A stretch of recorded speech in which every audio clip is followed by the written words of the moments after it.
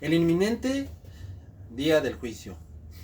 Joel 2, del 1 al 11. En el año 2010, Roland Emmerich presentó una exitosa película llamada 2012. En dicha película se trataba o se tomaba el caso de que qué pasaría si llegara a ocurrir la catástrofe del año 2012 que supuestamente iba a ocurrir en aquel año. La película fue un éxito,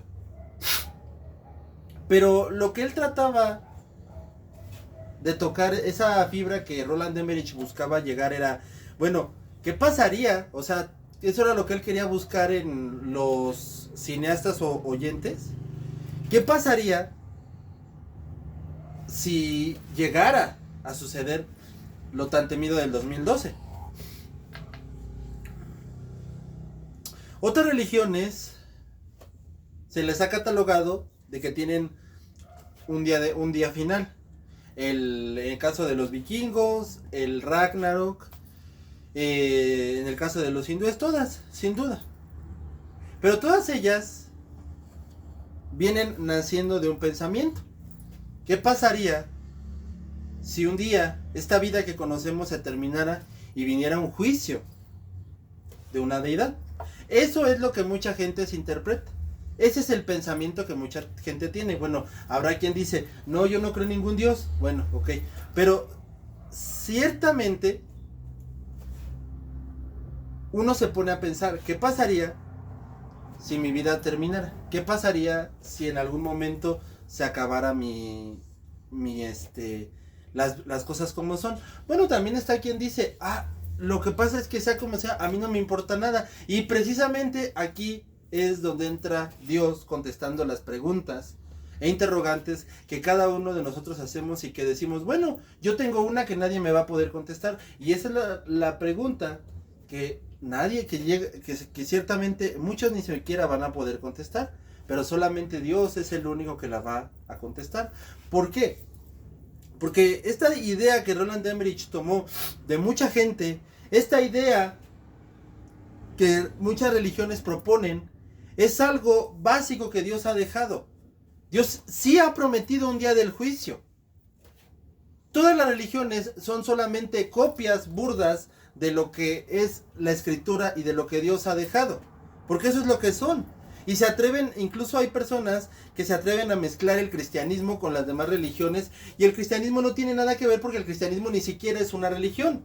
Y no es una religión porque entendemos que Dios es el Todopoderoso y que absolutamente todo es por gracia. Es decir, que es un favor inmerecido. Por lo tanto, el cristianismo no puede ser una religión.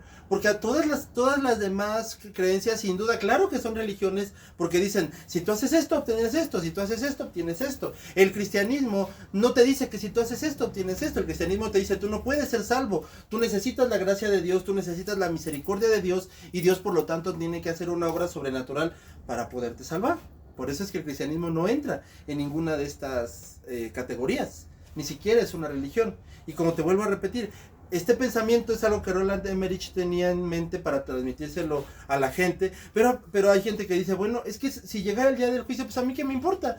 Por eso hay que disfrutar la vida mientras podamos, ¿no? Es lo que mucha gente se pone a pensar. Hay que disfrutar la vida mientras la tengamos. Total, mientras hay vida hay esperanza. Y pues ya si algún día cae un meteorito, si algún día llega el terremoto, pues ya ni modo, joven. Bueno, Dios deja muy en claro que su juicio no se compara con ninguna película que haya existido y ninguna historia o imaginación que el ser humano pudiese tener. Porque en Apocalipsis vemos que cuando llegue ese día, la propia gente le va a decir al Señor que mejor los mate, que los siga castigando con su juicio. Va a decir, Señor, ya no me castigues con tu juicio, mejor mátame. Porque le van a gritar a los montes, caigan sobre nosotros, o sea, mátenos, porque preferimos morir a seguir sufriendo este juicio. Entonces, desde ese momento vemos que si nuestro pensamiento es, no importa, no pasa nada, pues finalmente la vida es para gozarla. Si ese es tu pensamiento, desafortunadamente para ti, Dios ha declarado que ese juicio te hará temblar, porque te hará temblar, y ese juicio hará temblar a toda persona, a todo ser humano, porque no es nada comparado con ninguna de las cosas que nosotros nos podamos imaginar. Y sea como sea, todos en algún momento podemos llegar a tener esta idea de que si vendrá o no vendrá el juicio, de que qué pasaría si pierdo mis cosas, qué pasaría si pierdo eso. Y Dios ha declarado que va a llegar un día donde Él mandará su juicio, como lo dice el profeta Joel, donde Él mandará su ira contra la tierra y van a sufrir de una manera espantosa. Y la persona que pueda decir, es que a mí no me interesa, es que yo por eso vivo la vida, Dios ha prometido que ese juicio será tan temible, tan espantoso, que aunque tú pienses que no va a pasar nada, aunque tú pienses, no hay bronca, yo sigo viviendo mi vida, aunque tú digas, no importa, yo voy a seguir viviendo la vida mientras pueda, Dios ha prometido que sí o sí ese juicio va a ser tan temible, tan espantoso, que a cualquiera que pueda decir, no me importa, no, a mí no me da miedo aunque venga el juicio, ese juicio va a ser tan terrible y tan espantoso que Dios ha prometido que va a poner de rodillas a cualquiera que diga, no pasa nada. Así lo ha prometido Él. Que es algo que los seres humanos tenemos arraigados, que tenemos ese miedo. Y Dios ha prometido que vendrá el juicio. Que ciertamente es verdad, vendrá el juicio. Su juicio. Pero Él también, a todas las personas que puedan decir, es que pues no importa, yo por eso no tengo miedo, yo por eso disfruto la vida. O sea, a las personas que les da igual, o que les causa indiferencia, Él ha prometido que no importa. También el juicio será tan espantoso, pero de verdad tan espantoso, que los pondrá de rodillas. Él ha dejado muy en claro eso. Muy en claro. Que eso es algo que ese miedo tan grande, Dios ha dicho que en efecto va a venir el juicio. Y va a venir de una manera tan tremenda y espantosa. Y aquellos que digan, no importa, me da lo mismo, me causa indiferencia, Dios ha dicho que a esas personas que les causa indiferencia, el juicio será tan espantoso que los pondrá a temblar y de rodillas. Porque no hay nada más inimaginable y más espantoso que el juicio de Dios. Tocad trompeta en Sion y dad alarma en mi monte santo. Tiemblen los moradores de la tierra, porque viene el día de Jehová. Está cercano, día de tinieblas, día de oscuridad, día de nube, día de sombra, como sobre los montes se extiende el alba. Así vendrá un pueblo grande y fuerte, semejante a él no lo hubo jamás, ni después lo habrá en años de muchas generaciones. Delante de él consumirá fuego. Tras él abrazará llama, como el huerto en el Edén será en la tierra delante de él, y detrás de él como el desierto asolado. Ni tampoco habrá quien de él escape. Su aspecto como aspecto de caballos, y como gente a caballo correrán. Como estruendo de carros saltarán sobre las cumbres de los montes. Como sonido de llama de fuego que consume hojarasca. Como pueblo fuerte dispuesto para la batalla delante de él. Temerán los pueblos, se pondrán pálidos todos los semblantes. Como valientes correrán, como hombres de guerra subirán al muro. Cada cual marchará por su camino, no torcerá su rumbo, ninguno estrechará a su compañero. Cada uno irá por su carrera, y aún cayendo sobre la espalda no se herirán. Irán por la ciudad, correrán por el muro, subirán por las casas, entrarán por las ventanas a manera de ladrones. Delante de él temblará la tierra, se estremecerán los cielos, y el sol y la luna se oscurecerán, y las estrellas retraerán su resplandor. Y Jehová dará su orden delante de su ejército, porque muy grande es su campamento. Fuerte es el que ejecuta su orden, porque grande es el día de Jehová. Muy terrible. ¿Quién podrá soportarlo? En primer lugar, el autor nos deja claro que el día del juicio es una realidad que muchos no quieren creer. Otros juegan Ticabut con el día del juicio. ¿Cómo que juegan Ticabut? Bueno, el juego de Ticabut es de que me pongo una sábana, y con ponerme una sábana ya desaparecí. Y por eso el que se le agarre la sábana y se la pone Ticabut, o sea, ya desapareció. Entonces, estas son las personas que suponen que pues yo no pienso en eso. Yo me doy la vuelta y no, pues no. Y también ahí entran esas personas indiferentes que dicen, mira, si llegara el día del juicio, pues ya ni modo, ¿no? El punto es, viví la vida, disfruté bien, tuve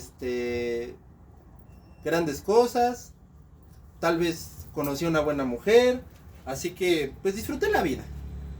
Hasta dicen, ¿no? Como Amado Nervo, vida nada me debes, vida nada te debo. Bueno, ese pensamiento se oye muy lindo, muy filosófico, pero es simplemente te estás volteando a otro lado para evitar ver la realidad. De nada te sirve haber vivido una vida muy plácida si viviste sin Cristo. Y otros pues no lo quieren creer. No, mira, lo que pasa es que pues, yo creo que Dios no es tan malo. Yo creo que Dios Entonces más tranquilo, el punto es, no lo quieren creer. Así que Joel quiere enfatizar que quieras o no, pienses o no, como dice Terminator en la película número 3, solo pospusiste el día del juicio, pero el día del juicio es inevitable. Y eso lo hace James Cameron dirigiendo esa película. Pero la realidad es que cuando dice esto, es una realidad. El día del juicio es inevitable. Entonces, no se trata de que pienses o no pienses en eso. Se trata de que ese día va a llegar. Yo conozco a mucha gente que dice, no pienses en eso. No digas eso, porque con tu boca quién sabe qué. Bueno, el día del juicio, aunque lo pienses, no lo pienses, estés de acuerdo o no estés de acuerdo, el día del juicio va a llegar. Va a llegar. Esto no es de si quieres, como mucha gente lo piensa. Esto no es de que estés de acuerdo o no estés de acuerdo. Esto no es de que te parezca o no te parezca. Es de que el día del juicio va a venir. ¿Y qué harás? En segundo lugar, Dios nos muestra todo el poder que va a descargar. Porque dice que como en un pueblo grande, semejante a él, no lo hubo jamás y después en años de muchas generaciones consumirá fuego. Abrazará llama, su aspecto como aspecto de caballos, y delante de él temerán los pueblos y se pondrán pálidos los semblantes. Esto es muy importante porque aquí está hablando de este ejército de langostas.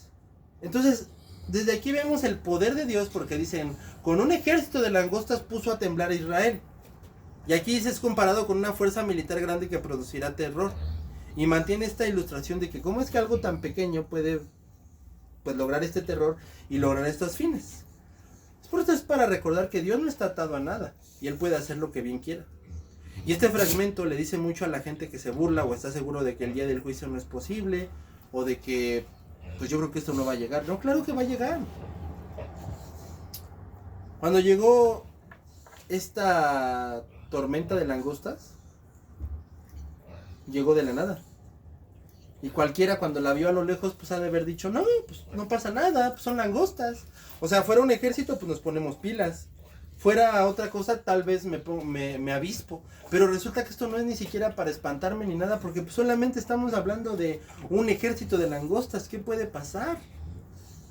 Y hoy en día la gente, a pesar de que la Biblia ha profetizado que Dios vendrá con una fuerza espantosa, que Dios vendrá con una ira tremenda, la gente piensa que igual es un ejército de langostas, son unos chapulines que vienen nada más. Esto no es neta, porque yo todavía tengo que cumplir mis sueños. Esto no es así, porque yo creo que Dios no es tan malo. Y así, cada quien se hace su imagen o pensamiento, pues de Dios, en una palabra. Como valientes correrán, como hombres de guerra subirán al muro, cada cual marchará por su camino, y no tocarán su rumbo, ninguno estrechará a su compañero, cada uno irá por su carrera, y aún cayendo sobre la espada, no se herirán. Irán por la ciudad, correrán por el muro, subirán por las casas, entrarán por las ventanas a manera de ladrones, y delante de él temblará la tierra, y se estremecerán los cielos, el sol y la luna se oscurecerán, las estrellas restarán su resplandor, y Jehová dará su orden delante de su ejército, porque muy grande es su campamento. Aquí lo que Dios muestra es la reacción de la gente, llena de terror y abandonándose. Volviendo a esta película de Roland Emmerich, la del 2012, cuando están subiendo los pasajeros a los barcos donde van a escapar, pues suben muy educados, tranquilos, porque supuestamente son de la alta sociedad. Pero cuando la ola que va a estrellarse contra ellos y que los va a ahogar viene con más fuerza, no les interesa a la gente, cierran las arcas y todos esos caballeros refinados, todas esas damas de sociedad, se empiezan a aventar a la gente, empiezan a dejar a sus animales atrás. Es lo mismo que el Guasón propone en la película de El Caballero de la Noche de Christopher Nolan.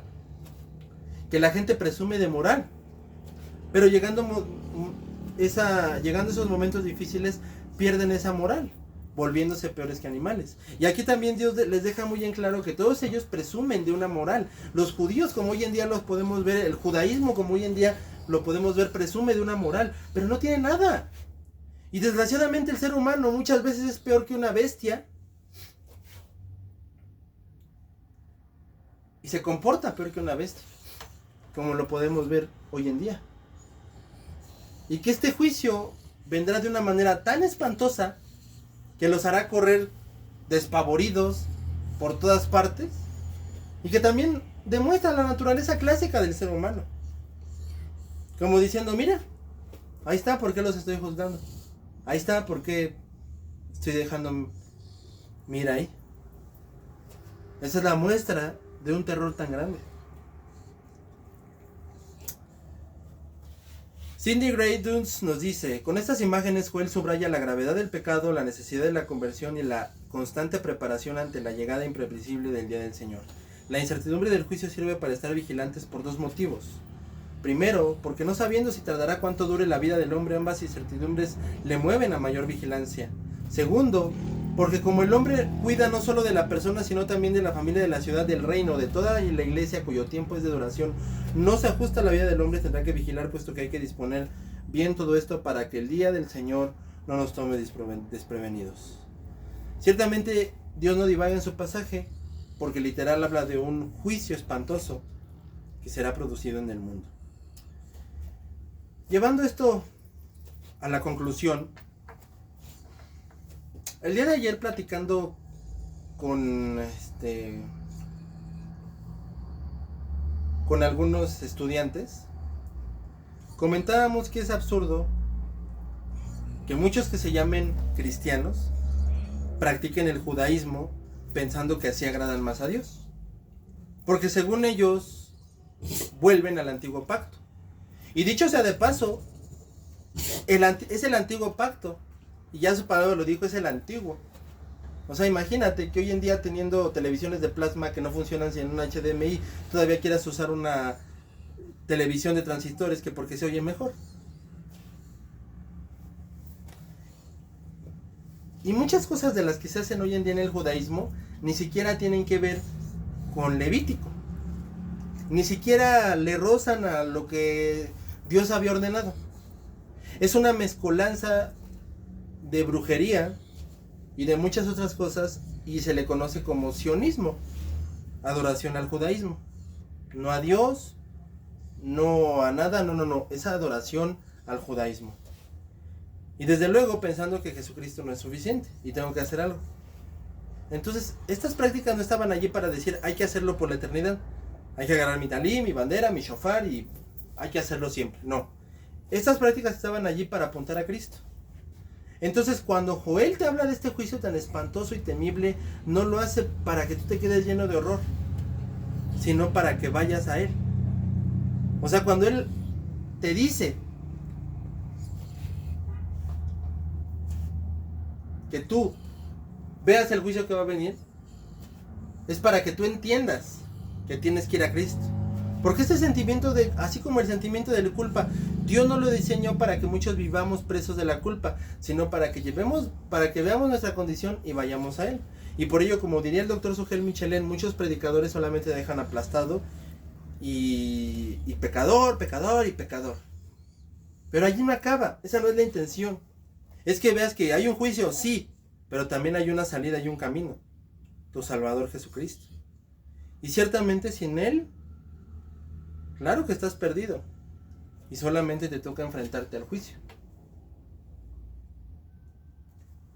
Yo te recuerdo que Salomón dice que al hombre y a la bestia le sucede lo mismo. Quiere decir que lo mismo que le pasa al hombre más poderoso del mundo le pasará a la persona más insignificante. Aquí no hay jerarquías. Como dice Apocalipsis, los grandes y pequeños. O sea, aquí no hay distinción para el juicio. Ahora, lo que tú te debes de preguntar es, ¿te vas a enfrentar al juicio de Dios? ¿Todavía crees que vas a salir librado de ese juicio?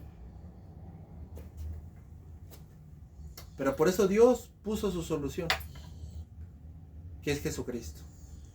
Y así como un enfermo que necesita un médico, tú necesitas a Jesucristo. Esta es tu necesidad. De nada te servirá lo que seas sin Cristo. Porque como bien lo dijo el gran obispo de Liverpool, J.C. Ryle, Cristo más nada es igual a todo. Y tener todo sin Cristo es nada. Así que no se trata de que hoy en día lo sigas meditando, pensando, sigas peleando contigo mismo o contigo. Se trata de que el día de hoy vengas a Cristo. Se trata de que te vengas y entregues a Cristo. Porque este mundo no tiene nada. Este mundo lo que sí tiene es una condena segura del juicio de Dios, que un día llegará. Y si no ha llegado aún, es porque Dios aún así no lo ha decidido. Pero Él es tan soberano como siempre lo ha sido. Él es el dueño de este mundo. Y créeme que si no ha venido es porque simplemente no ha querido. Pero eso de que simplemente no ha querido, eso te debería de hacer pensar que entonces en cualquier momento puede llevarme. En cualquier momento puede venir su juicio. Por eso ven y entrégate a Cristo. Y asimismo ya no habrá condenación y no hay juicio para ti. Si no te arrepientes, por supuesto que el juicio final vendrá contra ti. Pero aquel que ha creído ha pasado de vida a muerte. Ven a Cristo. Entrégate a Cristo. Que Dios te bendiga.